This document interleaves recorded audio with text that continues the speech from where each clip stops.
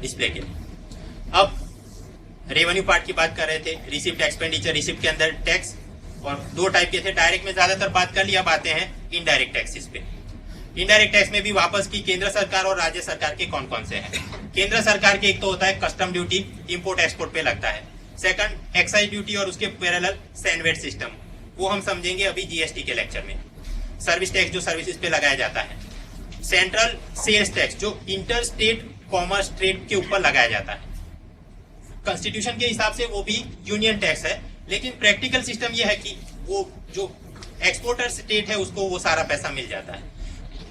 खैर, तो जो केंद्र सरकार थे custom, excise, service and central sales tax. लेकिन क्योंकि ये पूरा राज्यों को मिल जाता है तो एनुअल फाइनेंशियल स्टेटमेंट आप केंद्र सरकार का देखें तो यहाँ पे सेंट्रल सेल टैक्स तो डैश डैश या 00 ऐसा फिगर आपको मिलेगा। फिर राज्य सरकार के इनडायरेक्ट टैक्स कौन से हैं? सेल टैक्स या वैल्यू एडेड टैक्स, वैट, लेकिन ये न्यूज़पेपर पे नहीं लगा सकते। सेकंड, लिकर एंड नारकोटिक्स, उसके ऊपर एक्साइज ड्यूटी कौन लगाती है? राज्य सरकार। लेकिन यहाँ पर ये क्या है, ह्यूमन कंजम्पशन वाली। अगर कोई अल्कोहल या नारकोटिक्स यूज किया जा रहा है मेडिसिनल या टॉयलेटरी प्रिपरेशन पे, तो उस पर कौन लगाएगा? केंद्र सरकार। मोटर व्हीकल टैक्स है, tax on animal, sports, tolls, luxury tax, betting, gambling, फिर ये entertainment tax, electricity tax, advertisement tax, ये सारी बातें। लेकिन एडवर्टाइजमेंट में टीवी, रेडियो, न्यूज़पेपर पे नहीं। उसके अलावा कौन सी एडवर्टाइजमेंट? ये बस के ऊपर जो लगाते हैं, बिल्डिंग के ऊपर जो होर्डिंग लगाते हैं, हर एक स्ट्रीट लाइट के आगे वो लगाते हैं, वो सारी एडवर्टाइजमेंट पे टैक्स कौन मार सकता है? राज्य सरकार। अब उसके भी फायदे नुकसान। इनडायरेक्ट टैक्स के सबसे पहले मेरिट्स, बहुत कन्वीनियंट है। यहाँ पर तो मतलब हर एक आदमी से आपने इनकम टैक्स इंस्पेक्टर ने उस पर कोई नजर रखनी नहीं पड़ेगी। ये तो बिल्ट इन होता है, एमआरपी पे इतना लगेगा, वो लेबल के हिसाब से जनता पे करती रहेगी। Convenient, there is no additional paper work involve. Second, इसका बेस बहुत वाइडर है। डायरेक्ट टैक्स में तो हमने बोला कि कॉस्ट ऑफ कलेक्शन काफी रहता है, तो बेस हमेशा नैनो कि 2.5 लाख से नीचे वालों को हम नहीं पकड़ेंगे। यहाँ तो गरीब आदमी भी अगर वो साबु खरीदता है, माचिस खरीदता है, हर एक को टैक्स तो भरना ही पड़ेगा, इनडायरेक्ट टैक्स। तो base is very wide, everyone is covered. यहाँ पे इवेट करना काफी मुश्किल है जब से ये वैट और आगे जीएसटी सिस्टम आ जाएगा, क्योंकि उसके अंदर इनवॉइस क्रेडिट सिस्टम रहती है। अभी लेक्चर में बात करेंगे। खैर, अभी के लिए याद रखो कि यहाँ पे इवेट करना मुश्किल है कंपेयर टू वो डायरेक्ट टैक्स के अंदर जो प्रॉपर्टी वगैरह में इवेट कर देते, यहाँ थोड़ा मुश्किल है। ये इलास्टिक है इस हिसाब से कि जरा सा भी आप फर्क कर दो साबु के ऊपर इनडायरेक्ट टैक्स में, तो तुरंत आपको ढेर सारा पैसा कलेक्शन में मिल जाएगा। Small increase will bring large revenue, therefore it is elastic. और इनडायरेक्ट टैक्स की मदद से आप गलत चीजों के उपयोग पे भी नियंत्रण कर सकते हो। फॉर एग्जांपल, सिगरेट है, अल्कोहल है, इस पे आप एक्साइज ड्यूटी और ये बाकी इनडायरेक्ट टैक्स बहुत ज्यादा कर दो तो स्वाभाविक है वो ज्यादा महंगी हो जाएगी और लोग उसका कंजम्पशन कम करेंगे। सेम वे गोल्ड का भी कंजम्पशन आप कम करवा सकते हो। तो these are the merits of indirect tax. अभी इनडायरेक्ट टैक्स के नुकसान क्या है, डीमेरिट्स। फर्स्ट, ये वैट जीएसटी के अंदर तो इवेजन मुश्किल है, लेकिन जो पहले सेल टैक्स सिस्टम था उस प्रकार के सिंगल पॉइंट टैक्स, तो वहां पे एक तो करप्शन, इवेजन बहुत ज्यादा रहता है और कास्केडिंग इफेक्ट कि जो आपने पहले टैक्स भरा उसके ऊपर बाद में वापस टैक्स लगता रहता है, तो कास्केडिंग इफेक्ट के कारण वो इकोनॉमी को नुकसान करता रहता है। तो वो सारे उसके negative points. Indirect tax is regressive in nature, मतलब अगर साबुन खरीदना है तो एक ही कंपनी का खरीदोगे तो गरीब और अमीर आदमी दोनों को एक ही टैक्स भरना पड़ेगा। बट परसेंटेज या प्रोपोर्शन वाइज आप देखो तो गरीब आदमी अपनी आय का ज्यादा हिस्सा इस टैक्स में डाल देगा compare to the rich people.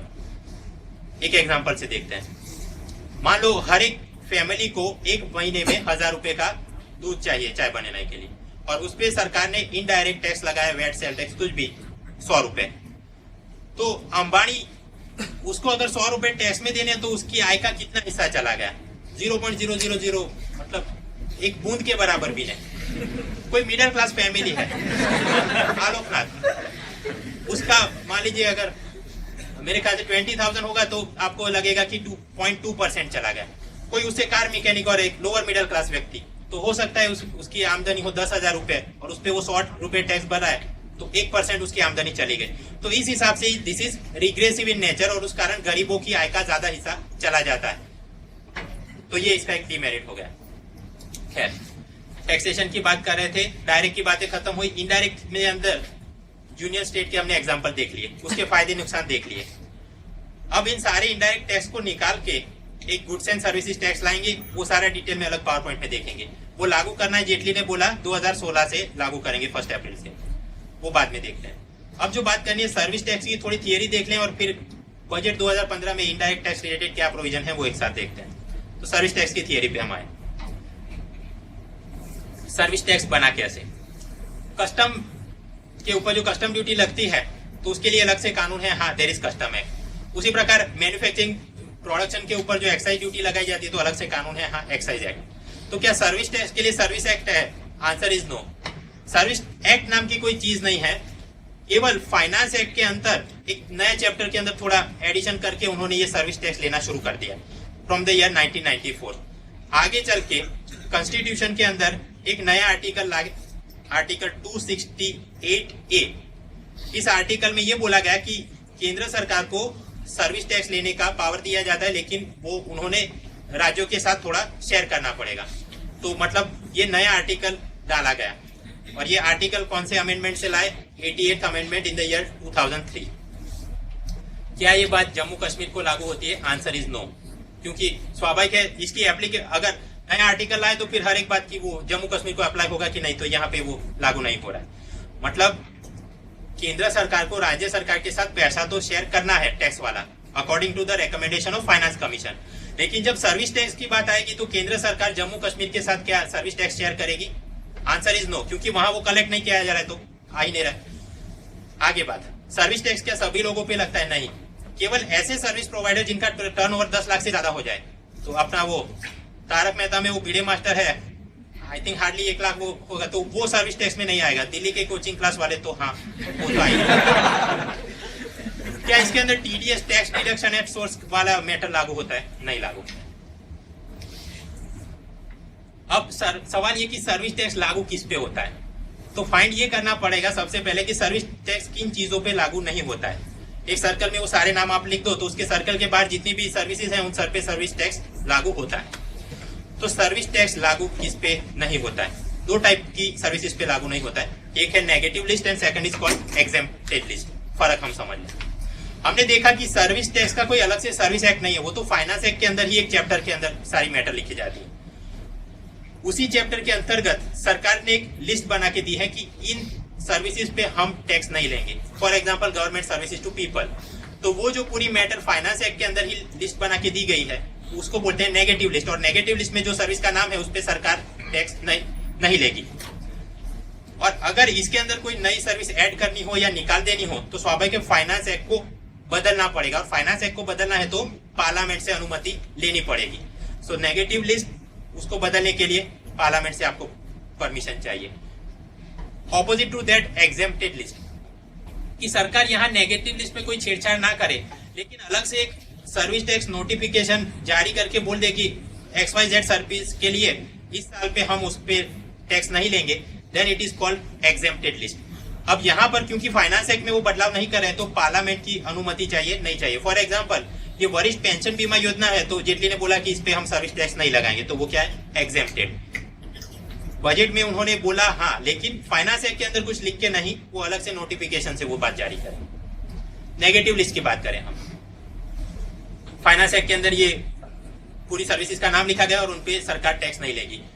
कुल मिला के ऐसी 17 कैटेगरी है, 17 कैटेगरीज। एग्जाम्पल्स देख ले तो बेसिक पोस्ट ऑफिस सर्विसेज, वो अंतरदेशीय पत्र और वो जो होता है पोस्ट कार्ड वगैरह। लेकिन स्पीड पोस्ट, एक्सप्रेस पार्सल, ऐसी प्रीमियम सर्विसेज तो उस पर सरकार चाहे तो सर्विस टैक्स ले सकती है। आरबीआई जो सर्विस प्रोवाइड कर रहा है ऊपर सरकार को और नीचे बैंकों को, आरबीआई सर्विसेज पे भी नहीं। फॉरेन डिप्लोमेटिक मिशन उन्होंने भारत के अंदर कुछ अपना ले और वीजा एप्लीकेशन की, आप वो लोग रह रहे तो उस पर वो सर्विस टैक्स, उस पर वो मैटर लागू नहीं होगा। रोड ट्रांसपोर्ट पे भी नहीं, एक्सेप्ट वो एसी और फर्स्ट क्लास रेलवे हो तो उस पर मैटर होता है। अगर आप अपना मकान रेसिडेंशियल पर्पस के लिए किराए पे दे रहे हैं तो it is also one type of service, लेकिन उसको नेगेटिव लिस्ट में रखा है तो सर्विस टैक्स का मैटर नहीं बनता है। सेम वे एग्रीकल्चर रिलेटेड अगर कोई लेबर कॉन्ट्रैक्टर है, प्राइमरी प्रोसेसिंग किया जा रहा है, सेरिकल्चर है, पिसिकल्चर है, इन सब पे नहीं है। Educational services, recognise schools, colleges, university, यहाँ पे आप पढ़ते हो सरकारी कॉलेज में, फी भरनी पड़ेगी, हाँ थोड़ी भरनी पड़ेगी, लेकिन क्या उस पर कॉलेज आपसे सर्विस टैक्स लेगा? No, because it is in the negative list. लेकिन ये ट्यूशन और प्राइवेट क्लासेस वगैरह पे लागू नहीं होते। वहां तो हमने देखा 10 लाख से वो ज्यादा कमा रहे हैं, then service tax matter applies. उसी प्रकार recognised vocational training college institutes, bank loans, deposits, funeral services, ये सारी matter in short finance act में लिखी और इन पे सरकार टैक्स सर्विस टैक्स नहीं लेती है। जेटली इसमें बजट में क्या नया लेके आए? जेटली ने ये बोला कि हाँ वो बहुत सारी कैटेगरी और नेगेटिव लिस्ट, लेकिन उसको थोड़ा प्रून करने की आवश्यकता है। उसमें से कुछ सर्विसेज हम बाहर निकाल लेते हैं ताकि उनपे हम सर्विस टैक्स मांग सके और अपना टैक्स बेस थोड़ा वाइड हो जाए, बढ़ जाए। Jaitley wants to prune the negative list to increase the tax base. For example हमने देखा ये कैटेगरी 1 में गवर्नमेंट सर्विसेज की वो नेगेटिव लिस्ट में है। जेटली ने बोला हाँ बराबर, लेकिन अगर कोई गवर्नमेंट, यूनियन स्टेट या फिर लोकल बॉडी किसी बिजनेसमैन को सर्विस प्रोवाइड कर रही है तो उतनी मैटर आप नेगेटिव लिस्ट से हम बाहर निकाल देंगे। मतलब G2B, government to business services जो है उस पर सर्विस टैक्स लगाएंगे। सेम वे कैटेगरी 9 एक थी batting and gambling and lottery, तो यहाँ से लॉटरी को हटा देंगे। मतलब कि अब लॉटरी पे चाहे तो सरकार लॉटरी एजेंट पे सर्विस टैक्स मांग सकती है। सेम वे कैटेगरी 10 था अम्यूजमेंट पार्क, इसमें जेटली ने कुछ नई शर्तें रखी कि अगर राइड्स है, bowling alleys, amusement arcade, water park, theme park, अगर ऐसी जगह पे आप टिकट खरीद के जा रहे हैं तो उस पर हम सर्विस टैक्स लगाएंगे। उसी प्रकार कोई कॉन्सर्ट है, sporting event, beauty pageant, music concert, award function, अगर उसकी टिकट का दाम 500 रुपए से ज्यादा है तो वो उस पर हम सर्विस टैक्स निकाल। तो ये सारी धीरे धीरे नेगेटिव लिस्ट से हम हटा रहे हैं। मतलब नेगेटिव में जो हम बात करें फाइनेंस एक्ट में लिखा होता है और इसको बदलना तो फाइनेंस एक्ट बदलना पड़ेगा, पार्लियामेंट की अनुमति चाहिए। वो अनुमति लेके फिर वो अभी तक दिखाए वो सारी काम वो करेंगे। फॉर एग्जाम्पल बजट 2015 में प्रूनिंग के अंदर government to business services, lottery, amusement park की जो बातें की गई, और भी कुछ है वो मैं आर्टिकल पब्लिश करूंगा तो हम देखेंगे। एग्जेम्प्टेड जो हमने बात करी कि पार्लियामेंट की परमिशन नहीं चाहिए, गवर्नमेंट अपनी नोटिफिकेशन से करती है। खैर, अब सर्विस टैक्स किन पे लागू किया जाएगा? जेटली ने ये बोला original construction to airports and shipping ports. फिर अगर कोई क्लासिकल आर्टिस्ट 1 लाख से ज्यादा भी परफॉर्मेंस के लिए चार्ज करता है, dance, drama, ballet, mutual fund, asset management company, chit fund operator, public telephone booth, lottery ticket, jobs related to drinking alcohol की मैन्युफैक्चरिंग, फ्री फोन कॉल्स, ये वो करके। अब एप्लीकेबल ऐसा बोला है, मतलब हम क्या समझ सकते हैं? या तो ये मैटर नेगेटिव लिस्ट में थी और जेटली ने बोला कि इसको मैं हटा के ला रहा हूं, और उनमें से कुछ ऐसी होंगी जिनको पिछली सरकारों ने एग्जाम किया होगा और जेटली ने बोला कि वो नोटिफिकेशन में हटा के उतनी को लागू करूंगा। तो मतलब इनमें से कुछ ऐसी हैं जो पहले नेगेटिव में थे और पहले एग्जेम्प्टेड में थी, जिनमें से हटा के अब लाए हैं एप्लीकेबल में। तो ये भी आर्टिकल जब आएगा तो डिटेल में देखेंगे हम। अब एग्जेम्प्टेड, यहाँ पे बजट के अंदर नई कौन सी एग्जेम्प्ट कर दी आपने? एग्जेम्प्टेड लिस्ट में मैंने बोला कि पार्लियामेंट की अनुमति नहीं चाहिए और फिर भी सर्विस टैक्स उस पर नहीं लेंगे। ऐसी में नया जो लाए एफ्लुएंट ट्रीटमेंट की जो प्लांट्स है, cold storage facility for fruit and vegetables, repair works for dams, canal, historical monuments, food transport for milk, salt, ये वो करके, ट्रांसपोर्ट फॉर एग्रीकल्चर प्रोड्यूस, फिर ये फ्रूट का वैक्सिंग, पैकेजिंग, लेबलिंग, ये सर्विसेज, वरिष्ठ पेंशन बीमा योजना हमने देखा, एम्बुलेंस सर्विसेज, मूवी प्रोड्यूसर वो डिस्ट्रीब्यूटर को जब मूवी देखा है तो वो पूरा मैटर, उस पर सर्विस टैक्स नहीं। अम्यूजमेंट पार्क पे हमने देखा सर्विस टैक्स लगाएंगे, लेकिन अगर कोई व्यक्ति म्यूजियम में जा रहा है, जू में, नेशनल पार्क में, वाइल्ड लाइफ सेंचुरी में, टाइगर रिजर्व में, तो उसकी टिकट पे सर्विस टैक्स नहीं। उस प्रकार से अगर कोई फैक्ट्री से सीधा लैंड कस्टम तक ट्रांसपोर्ट में जा रहा है तो उस पर भी नहीं, ये वो करके पूरा है। खैर, आर्टिकल में वो डिटेल में देखेंगे। एक बात खत्म हुई कि बजट, उसके अंदर ये सर्विस टैक्स, उसकी थियरी और करंट में क्या किया। फिर कस्टम, तो कस्टम तो अपने को पता है इंपोर्ट एक्सपोर्ट पे ये टैक्स लगता है। इसके अंदर कुछ चीजों पे बढ़ाया है कि कुछ पे कम किया है, but from MCQ point of view वो उतना महत्वपूर्ण नहीं है, तो मैं ये पढ़ूंगा नहीं, आप बाद में देख लीजिएगा। सेम वे एक्साइज कुछ पे बढ़ाया, कुछ पे कम किया। बढ़ाया किस पे होगा? ये सिगरेट और उस पे, ताकि हार्मफुल कंजम्पशन को कम किया जाए, और कम उन पे किया होगा जिस इंडस्ट्री को ये बढ़ावा देना चाहते हैं। फॉर एग्जाम्पल लेदर फुटवेयर 1000 से ज्यादा की कीमत पे हो तो उस पे पहले एक्साइज लगती थी 12, वो कम करके कर दी 6%। Same way LED TV, pace makers, ambulance chassis, smart card की इंटीग्रेटेड सर्विस, ये वो करके। खैर, एमसीक्यू के लिए और यूपीएससी के लिए इतना काम का नहीं, ये परेशान करता है नॉन यूपीएससी एग्जाम, पर्टिकुलरली ये क्लरिकल और आरबीआई असिस्टेंट वगैरह। यूपीएससी में मुख्य परीक्षा में कुछ कोट करना हो तो एज ऑफ डूइंग के नाम पे हम कुछ पॉइंट्स याद रखने पड़ेंगे। बाय एंड लार्ज जेटली ने कोशिश की कि जो इंपोर्ट हो रही है पर्टिकुलरली रॉ मटेरियल, उसकी मैं कस्टम ड्यूटी कम करूंगा। क्यों? ताकि अपनी इंडस्ट्री को रॉ मटेरियल मिले और जो मेक इन इंडिया का कैंपेन पूरा चला जा रहा है उसको थोड़ी सुविधा रहे। सेकंड, जो एक्साइज ड्यूटी जिसने भरनी पड़ती है या 10 लाख से ऊपर जो टर्नओवर है वो पार्टी जो सर्विस टैक्स भरती है उन लोगों को सबसे पहले तो रजिस्ट्रेशन लेना पड़ता है ऊपर इनडायरेक्ट बोर्ड से। तो वो पहले मैटर जो लंबा चल रहा था उसने बोला कि ऑनलाइन अप्लाई कर सकते हो और 2 दिन के अंदर मैं आपको वो नंबर करवा दूंगा। सेम वे ये इनडायरेक्ट टैक्स जो लोग पे करते हैं सर्विस टैक्स, तो वो पूरा इनवॉइस वगैरह बनाना पहले कागज में काम होता था। जेटली ने बोला कि इलेक्ट्रॉनिकली और डिजिटली साइन भी वैलिड है, अलग से वो कागज प्रिंटिंग का खर्चा और एनवायरमेंट कॉस्ट वो अपना खत्म हो गया। तो ये पूरा क्या हो रहा है, धीरे धीरे एज ऑफ डूइंग किया जा रहा है। सेम वे पहले जो सैनवेट की लिमिट थी 6 महीने वो बढ़ा के कर दी 1 वर्ष। ये क्या है जीएसटी में अभी बात करेंगे। एज ऑफ डूइंग के अंतर्गत एक ये भी होना चाहिए कि अलग अलग बहुत सारे टैक्स और उस पर सेस सरचार्ज वगैरह ना होना चाहिए। तो एज ऑफ डूइंग में ये भी बात करनी पड़ेगी कि गुड्स एंड सर्विसेज टैक्स लाना है। तो उसकी तैयारी के भागरूप प्रिलिमिनरी एक्सरसाइज में जेटली ने एजुकेशनल सेस कुछ इनडायरेक्ट टैक्स से निकाल दिया है। हम ये देखें, एजुकेशनल सेस के 2 कंपोनेंट है हमने देखा, एक तो प्राइमरी वाला 2% और सेकेंडरी हायर एजुकेशन 1%। कुल मिला के कितने 2 और 1 3% एजुकेशनल सेस लगता है। क्या ये कस्टम ड्यूटी पे लगेगा? जवाब है हाँ, इंपोर्ट पे ये लगाया जाएगा।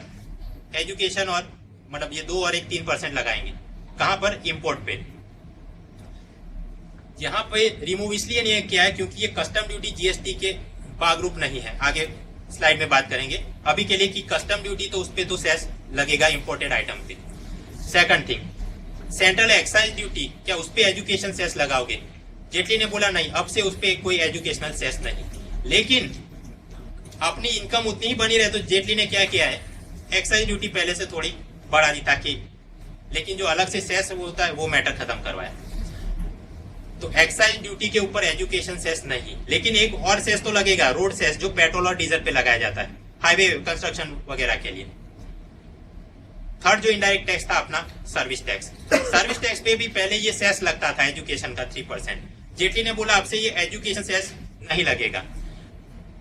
लेकिन पहले जो ये था सर्विस टैक्स प्लस सेस मिला के बनता था 12.36%। उससे बढ़ा के जेटली ने बोल दिया मैं कर देता हूं सर्विस टैक्स 14%, 14%, ताकि आगे वो जीएसटी इंप्लीमेंट करना है तो रेट पूरे बनाए जा सके उस कारण। और एडिशनली अगर सरकार को लगेगा तो सर्विसेज के ऊपर एक लगाएगी स्वच्छ भारत सेस, ये अपना स्वच्छ भारत कैंपेन को फाइनेंस करने के लिए 2%। अगर जरूरत पड़ी तो वो लगाएंगे, बाकी अभी के लिए सर्विस टैक्स पे अलग से कोई सेस नहीं है। ये सारी क्यों काम किए गए?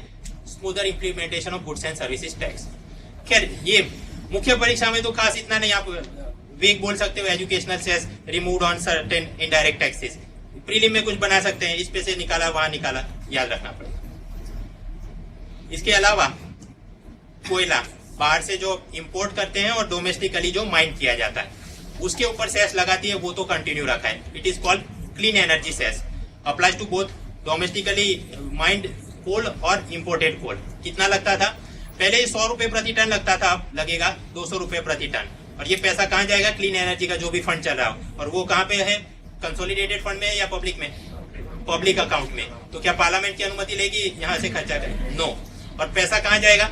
हमने बोला कि सेस तो कोई स्पेसिफिक पर्पस के लिए कलेक्ट किया जा रहा है, तो यहाँ पे नाम से ही सीधे क्लीन एनर्जी रिलेटेड जो भी रिसर्च वगैरह चलता होगा ये पैसा जाएगा। क्या यहाँ पर भी इनडायरेक्ट टैक्स का असेंडिंग डिसेंडिंग ऑर्डर क्या होगा? आगे अभी स्लाइड में ये बेहतरीन तरीके से आएगा, ये तो केवल नंबर है। याद इतना रखना है कि ऐसी यूनियन टेरिटरी जहाँ पे लेजिस्लेचर नहीं है, मतलब दिल्ली पौंडीचेरी को छोड़ के, उन सभी का भी इनडायरेक्ट टैक्स यहाँ पे ऐड किया जाएगा और फिर अपने ये रेट बनेंगे। क्या यहाँ पे शॉर्टफॉल हो रहा है? जवाब है कस्टम में हाथ थोड़ा हो रहा है, सर्विस टैक्स में काफी ज्यादा शॉर्टफॉल है, एक्साइज में भी शॉर्टफॉल है। खैर बजट की बात कर रहे थे, रेवेन्यू पार्ट और उसके अंदर जो इनकम होती है tax income, direct indirect tax की हमने बात करी। उसके अंदर केंद्र और राज्य सरकार के कौन से डायरेक्ट इनडायरेक्ट टैक्स है हमने देखा। बाकी फायदे नुकसान वाली थियरी समझ ली। बजट 2015 में क्या प्रोविजन किए गए। अब जो महत्वपूर्ण मुद्दा, इन सबका रैंकिंग की सबसे ज्यादा कौन से टैक्स से मिलता है, सबसे कम कहां से आता है। वापस हम याद कर ले, डायरेक्ट टैक्स तो कौन से थे? कंपनियों पे जो लगता है कॉर्पोरेट टैक्स, व्यक्ति पे जो लगता है इनकम टैक्स, फिर वेल्थ टैक्स और security transaction tax. This are the major direct taxes of the union. और इनडायरेक्ट टैक्स के अंदर कस्टम, एक्साइज और सर्विसेज दिमाग में फोटो फिट करने की कोशिश करिएगा ताकि रैंकिंग आसानी से याद रह सके। अब पिछले साल की बात करें, 2014-15 वाली फाइनेंशियल ईयर में डायरेक्ट टैक्स में सबसे ज्यादा कहां पे मिला था? स्वाभाविक कंपनियों के ऊपर से जो कॉर्पोरेट टैक्स आएगा वो। सेकंड नंबर पे personal income tax, third security transaction tax और fourth wealth tax. Wealth tax तो हमने देखा काफी कम मिला है, 950 करोड़। तो डायरेक्ट टैक्स का पिछले साल का रैंकिंग तो इस हिसाब से बनेगा। उसी प्रकार पिछले साल का इनडायरेक्ट टैक्स का आप रैंकिंग बनाओ तो इस हिसाब से custom duty, then excise and then services, last year की बात। अभी जो नए साल मतलब 1 अप्रैल 2015 से लेके 31 मार्च 2016 तक उसका क्या रैंकिंग बनेगा? Budget estimate for the year 2015। यहां पर भी डायरेक्ट टैक्स तो मैटर वही रहेगा कि सबसे पहले माल्या, फिर मृणाल, फिर सिक्योरिटीज और वेल्थ यहां से निकल गया, ठीक है ना, क्योंकि वो तो बंद कर दिया। 15 के लिए ये रैंकिंग बना। इनडायरेक्ट टैक्स इसमें थोड़ा बदल जाएगा। हमने देखा पहले कस्टम नंबर 1 पे था, अब एक्साइज नंबर 1 पे हो जाएगा। ऐसा क्यों? परहैप्स की मोदी को ये आशा है कि मैं ये मेक इन इंडिया कर रहा हूं तो मैन्युफैक्चरिंग एक्टिविटी बहुत ज्यादा बढ़ जाएगी, और वैसे भी हमने देखा कि पहले से थोड़ा एक्साइज ड्यूटी उन्होंने बढ़ाना शुरू किया है। सेकंड पे आ जाएगा सर्विस टैक्स। हमने अभी देखा कि वो तो बॉटम पे था, तो आने वाले साल में ये क्यों आगे बढ़ गया? क्योंकि जो 1236 था उससे बढ़ा के कर दिया 14%, और नेगेटिव लिस्ट को थोड़ा प्रूव किया जा रहा है ना, तो वो सारी सर्विसेज तो अब उनको लगता है कि ढेर सारा माल आएगा, तो दैट इज नंबर 2, और कस्टम बॉटम पे चला जाएगा। ये तो बात हुई कि इंडिविजुअल रैंकिंग पूछा जाए डायरेक्ट और इनडायरेक्ट का। अब इन दोनों को हम कंबाइन कर दे तो फिर रैंकिंग कुछ बदल जाएगा, बिकॉज यहाँ कस्टम नंबर 3 पे है, लेकिन सिक्योरिटी ट्रांजेक्शन से तो वो काफी ज्यादा होगा, तो फिर ये नीचे बनता जाएगा इस हिसाब से। तो कंबाइन पूछा जाए पिछले साल के लिए 2014-15 में, तो सबसे पहले होगा हाईएस्ट सरकार को कहां से माल मिलता है? कॉर्पोरेट टैक्स से, और लोएस्ट मिलता है वेल्थ टैक्स से। उसके बीच सारे डायरेक्ट इनडायरेक्ट भी दूसरे बनेंगे। माल्या तो मन में भी जो लगे, माल्या के बाद मृणाल तो आईटी टैक्स, फिर कस्टम, फिर एक्साइज, फिर सर्विसेज, और बाद में सिक्योरिटी ट्रांजैक्शन टैक्स और वेल्थ। तो पिछले साल का ये मैटर बने। और हमने वो रेवेन्यू शॉर्टफॉल कंसेप्ट समझा कि सरकार का जो एस्टिमेट था उसके हिसाब से उनको कम पैसा मिला, तो रेवेन्यू शॉर्टफॉल हम निकाले तो करीब 1,10,000 करोड़ रेवेन्यू शॉर्टफॉल है पिछले साल के लिए। अब नए साल की बात करें, 1 अप्रैल 2015 से 31 मार्च 2016 तक, यहाँ पर वेल्थ टैक्स वो तो चला गया, नंबर 1 हमेशा माल्या रहेगा, फिर मृणाल। अब दूसरे हैं वो इस हिसाब से बदलते जाए। हमने देखा एक्साइज बढ़ेगा, क्यों? वो मेक इन इंडिया ऐसा विजुलाइज करो। सर्विस बढ़ेगा, क्यों? वो 14% और नेगेटिव लिस्ट को प्रूव किया जा रहा है। फिर कस्टम और सिक्योरिटी ट्रांजैक्शन, वेल्थ तो यहाँ पे बनेगा नहीं। तो बस ये ठीक है, इस प्रकार से कुछ याद करिएगा। एज सच यूपीएससी में मैं ये क्वेश्चन एक्सपेक्ट नहीं करता, बिकॉज ये वेरी क्लिशेड है, तो चांसेस कम है। बट ये स्टाफ सिलेक्शन है, बैंक की परीक्षा है, आरबीआई, फिर एलआईसी, वो जो सारी परीक्षाएं चलती है, तो ये कई बार ये पूछा जाता है मैक्सिमम कहां से मिलता है, रैंकिंग वगैरह देखो, तो ये रैंकिंग हमने देख लिया। अब एक रिलेटेड कंसेप्ट कि टैक्स के अंदर जो माल आया डायरेक्ट इनडायरेक्ट में, तो ग्रॉस टैक्स किसको बोलते हैं और नेट टैक्स किसको बोलते हैं? ग्रॉस टैक्स किसको बोलेंगे? एक ओवरहेड टंकी है, उसके अंदर केंद्र सरकार के सारे डायरेक्ट टैक्स आप डालो, इनडायरेक्ट टैक्स डालो, और सभी यूनियन टेरिटरीज विदाउट लेजिस्लेचर उनके भी डायरेक्ट इनडायरेक्ट टैक्स, ये भी सारा इसी टंकी में डालो, तो इसको बोलेंगे हम ग्रॉस टैक्स रेवेन्यू, एक अंदर महसूल आवक। तो क्या ये सारा पैसा केंद्र सरकार का हो गया? जवाब है ना। इसमें से कुछ पानी के कलेक्शन अलग जगह पे दिए गए हैं। फर्स्ट, ये अपना डिजास्टर मैनेजमेंट के लिए जो national calamity and contingency fund है अंडर द पब्लिक अकाउंट, उसके अंदर कुछ पैसा सरकार ने दे देना पड़ेगा, तो वो ग्रॉस में से माइनस हो गया। उसी प्रकार फाइनेंस कमीशन जो रेकमेंड करेगा उस हिसाब से ये टैक्स के अंदर से थोड़ा पैसा हर एक राज्य को देना पड़ेगा, तो वो सारा पैसा भी माइनस करो। States share is subtracted. फिर जो बचा पैसा इस टंकी में जो पानी बचा, we will call it net tax revenue या चोखी महसूल आवक।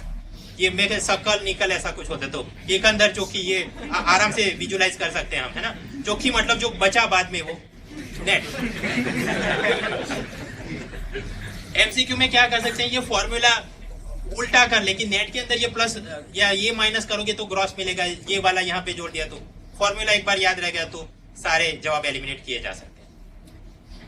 अब ये जो डिजास्टर मैनेजमेंट फंड तो थोड़ी थियरी देख लेते हैं। National calamity and contingency fund वो पहले अलग था, अब इसको national disaster response fund NDRF के साथ मर्ज कर दिया। लेकिन जो एनुअल फाइनेंशियल स्टेटमेंट तो दोनों कंबाइन NCCF/NDRF ऐसा लिख के बोलते हैं। हम याद रहे रखेंगे कि डिजास्टर मैनेजमेंट फंड में कुछ पैसा देते हैं। इसको ऑपरेट कौन करती है? होम मिनिस्ट्री ऑपरेट करती है, और ये पब्लिक अकाउंट का हिस्सा है, मतलब पार्लियामेंट की अनुमति नहीं चाहिए यहाँ से पैसा खर्च करने के लिए। खैर, और जो स्टेट का शेयर बनेगा वो तो अभी फाइनेंस कमीशन पूरा डिटेल में हम पढ़ेंगे तो तब देखेंगे, अभी बात नहीं करें। खैर, आंकड़े अगर जोड़ना शुरू करें तो सरकार को डायरेक्ट में कितना मिला, प्लस इनडायरेक्ट में, plus union territories without legislature, तो कुल मिला के कितना मिला वो हम निकाले तो जवाब होगा अपना ग्रॉस टैक्स। उसके अंदर से ये डिजास्टर मैनेजमेंट तो करीब 5,000 करोड़ से ज्यादा माइनस कर दो। उसके बाद राज्यों को जो हिस्सा देना है वो भी माइनस करो। पिछले साल का यहाँ पे लिखा है मेरे ख्याल से 3 लाख करोड़ से ज्यादा, और इस साल का जो लिखा है वो 5 लाख करोड़ से ज्यादा। तो ये अचानक से बढ़ क्यों गया भाई? जब यहाँ चल रहा था 2014 का, तब तक कौन था? 13 फाइनेंस कमीशन केलकर की रिकमेंडेशन पे वो चलते थे। तो तब ये था मैटर की 32% शेयर करना है। अब जो अपनी 1 अप्रैल 2015 से 31 मार्च 2016 तक जो शेयरिंग करना पड़ेगा, और उसके बाद के मतलब कुल 5 सालों में वो कौन सा 14 फाइनेंस कमीशन YV रेड्डी के हिसाब से उसने बोला 42%। तो स्वाभाविक है आपको बड़ा जंप यहाँ पे दिखेगा। खैर, तो अपना ग्रॉस जो टैक्स था उसमें से डिजास्टर मैनेजमेंट का फंड निकाला, स्टेट का शेयर आपने निकाल दिया, फिर जो जवाब मिलेगा वो होगा अपना नेट टैक्स रेवेन्यू। तो हम बात कर रहे थे बजट की। बजट के 2 part, revenue part, capital part. Revenue के अंदर जो आमदनी होती है रिसीव, उसके 2 टाइप थे, tax and non tax. Tax के अंदर हमने ज्यादातर मैटर थियरी करंट देख ली, डायरेक्ट और इनडायरेक्ट टैक्स की। अब जो है नॉन टैक्स की बात करेंगे, non tax receives of the union government. लेकिन एक छोटा सा ब्रेक उससे पहले ले। नेक्स्ट सेशन बजट की बात कर रहे थे, रेवेन्यू पार्ट, और उसके अंदर कुछ आय में पैसा आता है, कुछ खर्चे में पैसा जाता है। तो रिसिप्ट के अंदर 2 पार्ट बने थे, tax receipt and non tax receipt. Tax की सारी बातें खत्म की, अब नॉन टैक्स रिसिप्ट की बातें चालू करते हैं कि सरकार टैक्स ना भी ले फिर भी कहीं ना कहीं से उनको पैसा आता रहता है। ऐसा कुछ पैसा उसे हम क्लासिफाई करते हैं नॉन टैक्स रेवेन्यू में। उसके जो प्रमुख प्रकार है, सबसे पहले सरकार ने कोई पैसा अगर निवेश किया हो तो उसके ऊपर इंटरेस्ट और डिविडेंड में जो पैसा आता है। फॉर एग्जांपल, SBI के अंदर सरकार मेजोरिटी शेयर होल्डर है, तो जब SBI को मुनाफा होगा, डिविडेंड डिक्लेयर होगा, तो स्वाभाविक है वो पैसा सरकार को अपने इन्वेस्टमेंट पे आया। सेम वे मान लो LIC वगैरह में उनका मुनाफे पे ऊपर सरकार को जा रहा होगा। सरकार ने किसी निगम को लोन में पैसा दिया हो, या किसी सरकार को, अपनी सरकार ने किसी विदेशी सरकार को या नीचे राज्य सरकार को लोन में पैसा दिया हो, तो उस पर जो ब्याज में पैसा आएगा, interest, that is also part of this non tax revenue. सरकार खुद कुछ सर्विसेज देती है, इंडिया ईयरबुक छाप दी, उसे बेच रहे हैं तो उस पर कुछ मुनाफा होगा। उसके अंदर भी आपने देखा वो एडवर्टाइजमेंट रहती है आगे पीछे, तो कोचिंग वालों ने जो पैसा दिया होगा तो क्या है, वो सारा सरकार का सर्विस इनकम। CSIR, इसरो, इन्होंने कुछ साइंटिफिक पेटेंट लगाए हों और प्राइवेट कंपनियों को वो पेटेंट दिए हों, तो उस पर जो रॉयल्टी वगैरह की इनकम आएगी। CISF वाले एयरपोर्ट सिक्योरिटी देते हैं, तो एयरपोर्ट वालों को उनको पैसा देना पड़ेगा, तो वो सारा सर्विस इनकम में आ जाएगा। रेलवे को जितनी भी आमदनी होती है, ऐसे तो रेलवे बजट अलग से देते हैं, बट रेलवे को जो आमदनी हुई वो आंकड़ा भी यहाँ पे जोड़ा जाएगा under the service head, under the non tax revenue. फिर ग्रांट में जो पैसा मिला, देखिए पैसा जो मिलता है 2 टाइप का, एक तो लोन में पैसा मिला, मतलब ब्याज भी देना है और मुद्दल भी परत करनी है। ग्रांट में जो पैसा है तो वो आपके पास ही रहेगा, वो परत नहीं करना है। तो इस हिसाब से ग्रांट या खैरात या डोनेशन में पैसा आ गया, वो सारा कहाँ पे गया? Non tax revenue. और ये तो केंद्र सरकार की बात हुई, उस हिसाब से यूनियन टेरिटरीज विदाउट लेजिस्लेचर जो होंगी उनको भी ऐसा कुछ ना कुछ पैसा आता होगा ना, तो वो सारा भी यहाँ पे ऐड किया जाएगा, then you get non tax revenue. Ascending descending निकाल तो बहुत आसान है, स्वाभाविक इन्वेस्टमेंट किया होगा उससे सबसे ज्यादा माल मिलता है इंटरेस्ट डिविडेंड के रूप में। सेकंड पे आएगा सर्विसेज, देन ग्रांट्स, और फिर यूनियन टेरिटरी बात। ठीक है, रेवेन्यू पार्ट, रिसिप्ट, आमदनी वाली बातें हमने की। अब एक्सपेंडिचर पे हम देखते हैं, रेवेन्यू एक्सपेंडिचर में क्या आता है। ज्यादातर तो की रैंकिंग याद रखना पड़ता है कि सबसे ज्यादा रेवेन्यू एक्सपेंडिचर खर्चा कहाँ पे हो रहा है। महसूल खर्च, पिछले साल की बात करें 2014-15 वाली, मैक्सिमम जो सरकार ने खुद पैसा मतलब बाहर किसी को देना पड़ेगा, एक तो होगा इंटरेस्ट पेमेंट। सरकार ने जो उधारी में गवर्नमेंट सिक्योरिटी इश्यू करवा के लाया होगा, तो स्वाभाविक है ब्याज भी देना पड़ेगा और मुद्दल भी परत करनी पड़ेगी। लेकिन जो ब्याज में देना पड़ेगा वो सारा गिनेंगे हम रेवेन्यू पार्ट में जो मुद्दल परत करेंगे प्रिंसिपल, वो सारा जाएगा कैपिटल माइनस में करेंगे। खैर, तो जितना भी पैसा रेवेन्यू एक्सपेंडिचर में बाहर जाता है, नंबर 1 है अपना interest payment, second subsidies, third defence क्या होगा ये, पेंशन, और फिर राज्य सरकारों को ग्रांट में पैसा दिया जाए, वो सारा यहाँ पे गिनेंगे। इसके अलावा पुलिस एक्सपेंसेस, अब देखिए डिफेंस तो वो आर्मी नेवी एयरफोर्स की, लेकिन उसके अलावा अपनी जो सेंट्रल आर्म पुलिस फोर्सेस हैं, बीएसएफ सीआरपीएफ वगैरह, तो उनका जो खर्चा वो भी है। तो रैंकिंग पिछले साल का आप जो बनाएंगे तो कुछ इस हिसाब से बनेगा 2014-15 के लिए। अब नए साल का ये 2015-16 के लिए क्या रैंकिंग, यहाँ पर भी नंबर 1 हमेशा राजन भाई interest payment, number 2 subsidies, defence. लेकिन यहाँ पे थोड़ा रैंकिंग बदल जाएगा कि ये जो पेंशन था वो नीचे आ गया और ग्रांट्स वाला ऊपर चला गया, और फिर पुलिस। ऐसा क्यों? तो 42% है, और उसके अलावा जो पंचायती राज बॉडी और डिजास्टर मैनेजमेंट के ग्रांट के नाम पे भी ये रेड्डी वाले कमीशन ने बोला ढेर सारा पैसा देना है, तो ग्रांट हमेशा बहुत बड़ी दिखेगी। और ये पेंशन में आपको पता होगा कि जब से न्यू पेंशन स्कीम आई है तो वो सरकार के ऊपर बोझ नहीं रहता, वो तो आपकी पगार से वो सरकारी कर्मचारी के निकल। तो हम एक्सपेक्ट कर सकते हैं जो पुराने वाले पेंशनर होंगे वो धीरे धीरे कम होते होंगे, तो उस कारण से भी वो थोड़ा नीचे आएगा, और ग्रांट तो बढ़ रही, तो रैंकिंग थोड़ा बदल गया, याद रखिएगा। खैर, ये तो हमने देखा रिलेटिवली ये करके। एब्सोल्यूट फिगर में देखना हो, ये नंबर्स हैं। सब्सिडी के अंदर आगे आपको पूछा जा सकता है कि इंटरनल की कौन सी सब्सिडी में ज्यादा पैसा खर्च करते हैं, तो ये हम देख लें। दोनों ही पिछले साल का भी देखो, इस साल का भी देखो, रैंकिंग एक समान है। सबसे नंबर 1 ये क्या है, फूड सब्सिडीज, फिर फर्टिलाइजर सब्सिडीज, और ये पेट्रोलियम सब्सिडीज थर्ड।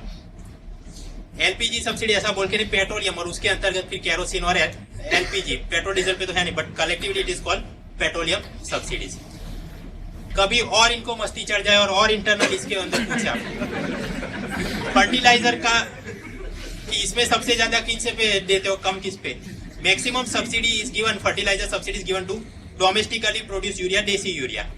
उसके बाद जो बाकी के एनपीके और डी कंट्रोल न्यूट्रिएंट बेनिफिट वाली है तो वो डी कंट्रोल फर्टिलाइजर नंबर 2 पे, और लास्टली इंपोर्टेड यूरिया, मतलब देसी, फिर उसके अलावा वाले, और नीचे इंपोर्टेड यूरिया। ये फर्टिलाइजर सब्सिडी का इंटरनल रैंकिंग है। अब सब्सिडी के एब्सोल्यूट नंबर हम निकाले, कितने करोड़ दे रहे थे। फूड सब्सिडी की बात करें अराउंड 1.2 लाख, और उसके आसपास अब 1.25 लाख के आसपास वो चल रहे हैं। फर्टिलाइजर में भी हाँ 70,000 करोड़ के आसपास चल रहे हैं। पेट्रोलियम में काफी कमी आई है। आप देखिए पहले 60,000 करोड़ देने थे, मतलब पिछले साल इतने दिए, और इस साल का टारगेट है केवल 30,000। ऐसा क्यों? दो बातें हैं। एक तो वो डीजल वाला पूरा मैटर, मेरे ख्याल से अक्टूबर 2014 से डीजल को डीरेगुलेट कर दिया, तो वो खर्चा अपना ये नए साल में वो लागू नहीं होगा। सेकंडली एलपीजी और केरोसिन पे तो सब्सिडी देनी है, बराबर है, बट क्योंकि global crude oil prices down हो रहे हैं तो स्वाभाविक है एलपीजी और केरोसिन का भी, तो उस हिसाब से सरकार जो कंपनियों को नुकसान के वास्ते सब्सिडी में देना पड़ता है, पहले से कम देना पड़ेगा। And third, direct benefit transfer LPG पे तो जो लीकेज है वो पहले से कम होएगा, है ना। तो याद ये रखना है कि highest decline is in which of the following subsidies, तो क्या लिखोगे आप? पेट्रोलियम सब्सिडीज पे। क्यों? मैंने जो कारण बताए। बाकी के इंटरेस्ट सब्सिडी वो कौन सी आप याद करो, एग्रीकल्चर के ऊपर इंटरेस्ट सबवेंशन के नाम पे सरकार कुछ पैसा, किसान के लोन का ब्याज का पैसा ये देते हैं। उस प्रकार दूसरी भी कुछ स्कॉलरशिप वगैरह सब्सिडियां जो चलती होंगी। एब्सोल्यूट नंबर सभी याद नहीं रखने, लेकिन फिर भी कुछ याद करने पड़ेंगे अपने, ऐसे और इंटरव्यू और कहीं पे कुछ कोट करना हो। अप्रोक्स नंबर आप याद रखो, फूड सब्सिडी तो 1.25 लाख, ये नंबर ये याद रखना है, मेंशन करने में काम आए। कुल मिला के लिखना हो तो 2.5 लाख के आसपास, 2.5 लाख करोड़ के आसपास सब्सिडी बिल है अपना, और फिर उसको कम करना चाहिए, ये वो बात करके आप ऐसे और इंटरव्यू में जवाब लिख सकते हो। और ये सारी सब्सिडी भी आगे कम करने के लिए इकोनॉमिक सर्वे ने कहा है कि जेम ट्रिनिटी को यूज किया जाए। जेम मतलब जनधन, आधार, मोबाइल। वो पूरा डिटेल में हम कि वो कैसे फायदा करा सकता है, जब एचआरडी और एग्रीकल्चर वाले पिलर्स देखेंगे तो बजट और सर्वे दोनों की बात वहां पे इनकॉर्पोरेट करेंगे। खैर, तो हम जो बात करें रेवेन्यू पार्ट और उसमें जो खर्चे होते हैं एक्सपेंडिचर, उसकी कुछ ये मेजर जो हेड थे वो देख लिए। उसके अलावा भी कुछ खर्चे रहते हैं रेवेन्यू एक्सपेंडिचर, ये वाले तो हमने देखे, interest, subsidy, grant, pension and defence. उसके अलावा भी जनरल इलेक्शन करवाए तो वो क्या है, वो भी खर्चा, वो कहाँ पे काउंट होगा, यहाँ पे 1500 करोड़ से ज्यादा पे खर्चा ये हुआ। पोस्टल डिपार्टमेंट सर्विस दे रहा है तो उसका सर्विस का पार्ट तो हम वो नॉन टैक्स रेवेन्यू में देख लेंगे, लेकिन खर्चा भी उनका सामने होगा। ओवरऑल तो डेफिसिट बन रहा है, तो वो जो नुकसान है वो सारा भी 6000 करोड़ से ज्यादा। फिर अपनी जो 3 ऑर्गन्स है, लेजिस्लेटिव, एग्जीक्यूटिव एंड जुडिशरी, तो उनका लाइट बिल, फुल बिल, वो सारे खर्चे। एक्सटर्नल अफेयर्स मिनिस्ट्री, उसने जो बाहर अपने डिप्लोमेटिक मिशन लगाए होंगे उनके सारे खर्चे। सरकार जो टैक्स कलेक्ट करती है तो टैक्स कलेक्ट करने का भी खर्चा आता है, कैसे वो इनकम टैक्स एक्सपोर्ट इंस्पेक्टर को पगार दिया आपने, डेटाबेस मैनेजमेंट, वो सारे खर्चे। फिर ये हेल्थ, एजुकेशन, सारी सर्विसेज, उसमें जो लोगों को लगाया है नौकरी पे। इकोनॉमिक सर्विस, ये एग्रीकल्चर के अंदर, ये रिसर्च में करेंगे, पावर के अंदर, पोस्टल, रेलवे, ये सारी में जो भी मैटर आएगा ये रेवेन्यू एक्सपेंडिचर में हम देखें। और यही सारी बातें आपने ऐड करनी है यूनियन टेरिटरीज विदाउट लेजिस्लेचर, उनके जो भी खर्चे हैं वो भी यहाँ पे ऐड हो जाएंगे। खैर, तो रेवेन्यू पार्ट जो देखना था, रिसिप्ट और एक्सपेंडिचर, मेजोरिटी हमने देख लिया। अब इस तरफ आते हैं कैपिटल पार्ट पे।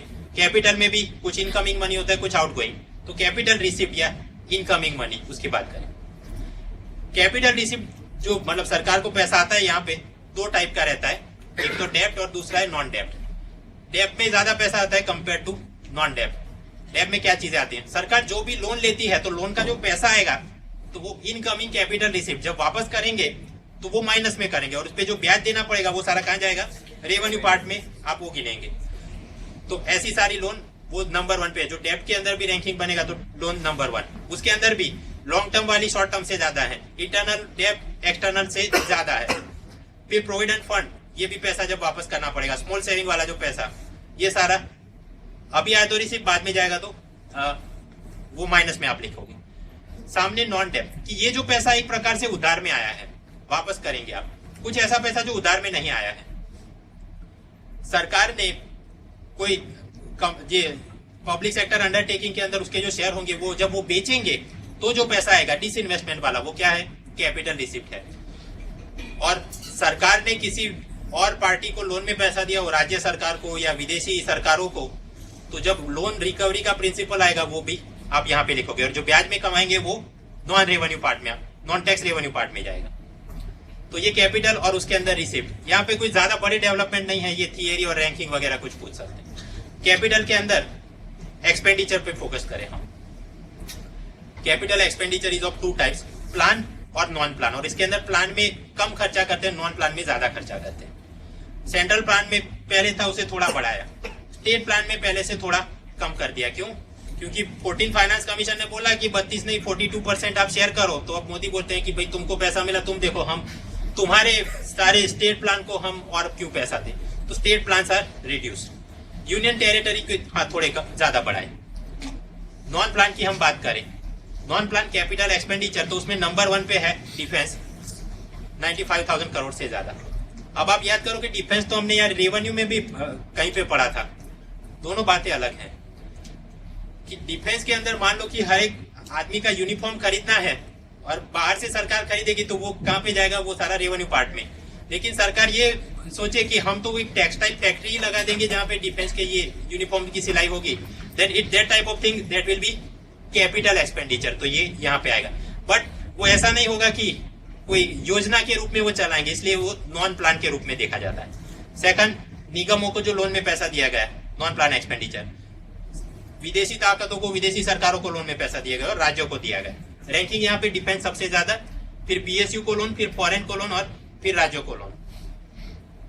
अब सवाल होता है कि अपने जो ये बजट अब तक हम पढ़ रहे थे, रेवेन्यू पार्ट और कैपिटल और इनकमिंग और आउटगोइंग मनी, तो ये प्लान, नॉन प्लान एक्सपेंडिचर, ये सब कहाँ पे दिखता है? हमने जो ये देखा, असल में बजट ऐसा दिखता नहीं है। फ्रॉम 1987 बजट कुछ ऐसा दिखता है कि उसके 2 पिलर बनते हैं, टोटल रिसिप्ट और सामने होता है टोटल एक्सपेंडिचर, आमदनी और खर्चा। जो टोटल रिसिप्ट होती है उसमें फिर 2 टाइप्स, रेवेन्यू और कैपिटल, और जो खर्चा होता है टोटल एक्सपेंडिचर, उसके 2 टाइप, प्लान एक्सपेंडिचर है, नॉन प्लान एक्सपेंडिचर। और उसके फिर और कि इसमें रेवेन्यू एक्सपेंडिचर कितना, कैपिटल, और नॉन प्लान तो रेवेन्यू कितना, कैपिटल कितना। अब सवाल ये होता है कि भाई जब ये सिस्टम चल नहीं रहा है, ये सिस्टम चल रहा है, तो फिर इतनी देर तक आप ये क्यों पढ़ा रहे थे?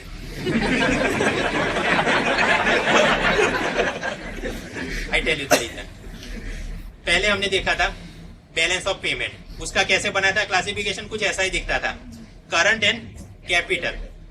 घर जाके वो वापस देखिएगा और इससे के साथ कंपेयर कीजिएगा, तो कोई भी ट्रिकी सवाल पूछा जाए तो बहुत आसानी से एलिमिनेट किया जा सकता है, क्योंकि पैरेलल चल रहा है। फॉर एग्जांपल लोन में जो पैसा आएगा तो वहां पे भी हम कैपिटल में देखते थे, यहाँ पे भी कैपिटल इनकमिंग में।